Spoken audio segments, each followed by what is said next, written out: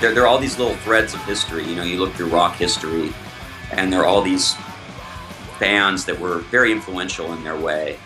But the tendency is to think in terms of the Beatles and the Rolling Stones and Led Zeppelin and all these other great bands. They're these big players, and you forget that the big players come out of they come out of the same sea as everybody else does. They're all swimming in the same ocean, influencing each other. It's an ecosystem. And especially with San Diego, I think a lot of the musicians are extremely humble about it, to the point where it's people forget it's a thing. I always call it a thing. I talk to people who were from other parts of the country or other parts of the world, and San Diego music is a thing. It's not just a bunch of bands. It's a concept. It's an idea. The same way, to a lesser extent, but the same way that Seattle is a thing. The Seattle sound. Or DC with Fugazi and Minor Threat and Nation of Ulysses, all that. It's a thing. And I do think that people in San Diego, and the musicians in particular, forget that there is sort of a continuity of expression here. No matter how different the bands are, there are a lot of similarities. And that stuff does get forgotten unless you kind of put it together and organize it in a way that people can kind of recognize it that way. I was just reading the other day, and it was an older article in the Reader, but it's about like the early 80s kind of mod garage revival scene in San Diego, which is even more obscure in a lot of ways than the stuff I'm covering. But if you go to Spain, it's huge there. I mean, they're huge rock stars there, bands like the Crawdaddies and the Telltale Hearts and all these things. I mean, they're a really big deal. I'm not exaggerating it. They're really treated like huge stars when they go over there. So, there's no reason why other movies couldn't be made about other aspects of the culture. And they should be. I think there's a lot there.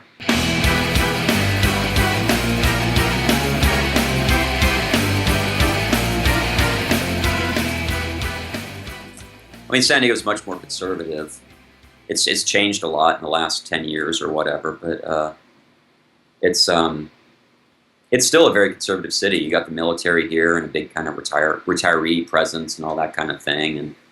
And culture isn't in general as big of a business as it is in San Diego as it is in LA or in Portland. I interviewed John Goff up in Portland, and he was kind of talking about how if a band like Pinback, which is from San Diego, like if a band like Pinback, if their new album was released in Portland, it would be talk of the town.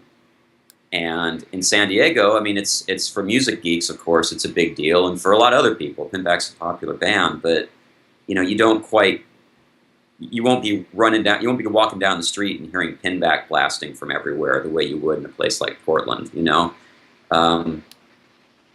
it's San Diego, it's a sports town. It still is in a lot of ways. Sports and the ocean and all that kind of stuff. Culture has always been a distant, I don't even know how to number it, but it's way down on the priority list. Look at the front page of Union Tribune's website today. You got to wade through about 4 sports stories before you get to anything else. And when you do, when you get something cultural, it's Paul McCartney, who's great, but not a lot of local stuff there. So it's a cultural thing, I think.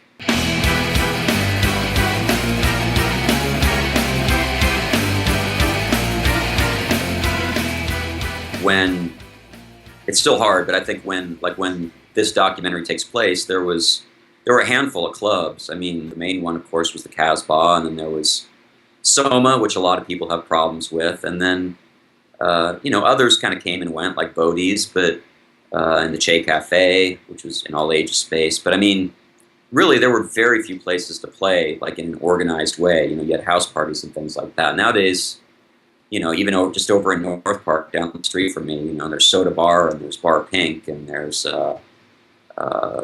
what's it called now, the Hideout, and there's so many places to play. That makes it a lot easier. And there's more of a cultural presence in San Diego than there used to be. But yeah, it's still hard. It's hard everywhere, though. I don't want to generalize about San Diego. There are very few places where it's easy.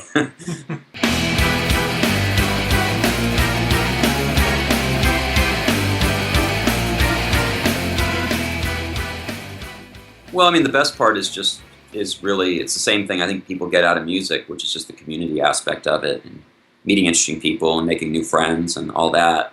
That's easily the best part. That's great. The hardest part, is just everything else. Everything else, it's hard. It's hard work to film things. It's hard work to set up interviews. It's hard work to get money to do it. Logistics, all that kind of stuff. It's hard work to put a story together and to make things hopefully have some sort of narrative sense when you're editing. It's all hard work. Some of it's fun while being hard. Other stuff is just hard and boring. So I guess to simplify, the hardest part is being a producer. I wish I had a producer, somebody who could make phone calls, because I hate making phone calls.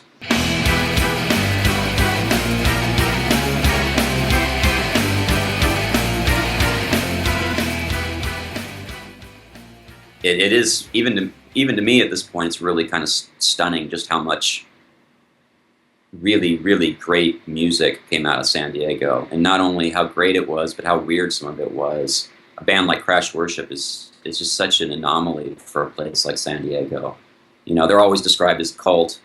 Whether you believe that or not, I mean, they were everything San Diego is not. It's it's sort of this, there are a lot of European influences. It's nudity and blood and fireworks and chaos and it's just this incredibly weird thing to come out of San Diego.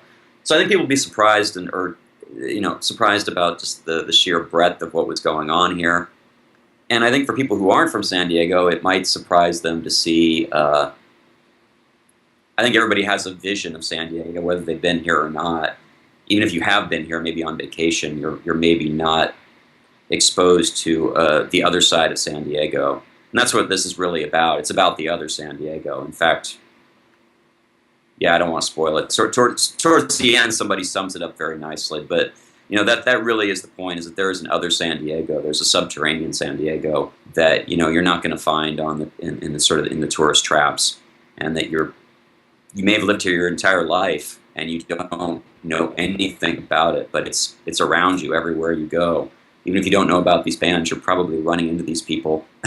They're doing a lot of really interesting things, and that's amazing too. A lot of the guys who came out of the music scene are still, even if they're not doing music, they're really doing interesting things. They're running great restaurants or design firms, or they're photographers, or they're or they're doing there are people running Facebook who come out of the San Diego music scene. So yeah, all that's going to surprise people, I think.